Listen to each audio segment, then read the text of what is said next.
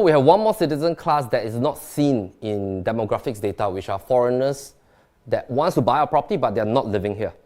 So landed property, of course, it belongs to the class that caters to the entire Singapore kind of citizenship. Of course, not everybody can afford a landed home, but in terms of quantity, I think the plus point is that the supply is stuck. So this brings us to our terminology about inelasticity and elasticity. So by this, we mean that if, let's say, you have a set of capital or you have an existing portfolio, it could be a season that you can start planning forward a little bit, shift your capital into harder and harder asset classes. So harder asset classes would definitely mean the condominium market as well as the landed market. Of course, the landed market is the hardest. Hardest meaning that when price increase, you have no new policies coming in. Policies come in is because they want to curb demand or to increase supply. So naturally, when HDB properties price increase, our government gets very concerned because it's public housing. Policies come in to restrict demand, increase supply. Even for condominiums, because condominiums is an aspiration class as well. So every year we have about 10,000 new condo units introduced through GLS and en bloc. So now we have about 360,000. In 7 years' time, we'll add 70,000. That should be about 430,000 units. Still not enough. Later, let me show you why. But there will be, of course, measures coming in because it's an aspiration product that Singaporeans love to own.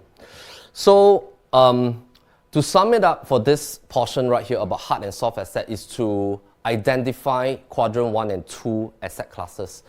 So if there is an ability or existing capital, it could be beneficial in this next season to start to look at landed homes, category Q1.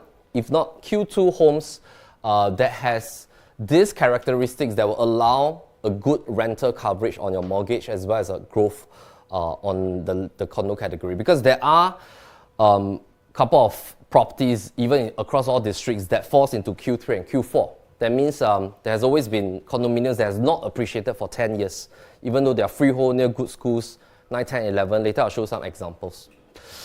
So let's look at this portion here. And I always believe that historical data is good to learn about market behaviors, but past performance sometimes cannot allow us to forecast things.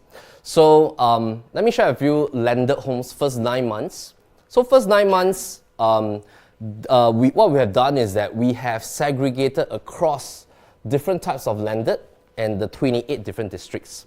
Of course, in Singapore, the top 2 volume districts, top 3, sorry, will be 10, 15, and 19. So 10, 15, 19, very large landed enclave, a lot of volume. And these are the landed listings for sale in all the landed districts in Singapore. And we have segregated them even up to corner terraces so that it allows us to see the current supply in the market. Okay, and then of course we pair them and we come to some conclusion.